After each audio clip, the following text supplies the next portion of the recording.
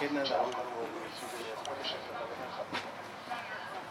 برای اینکه تو جامعه قطبی شده امروز آمریکا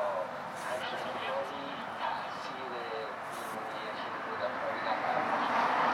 آقای اومد به عنوان رئیس جمهور روزهای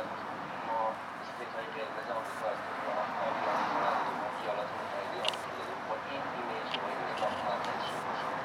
اما هر چقدر که از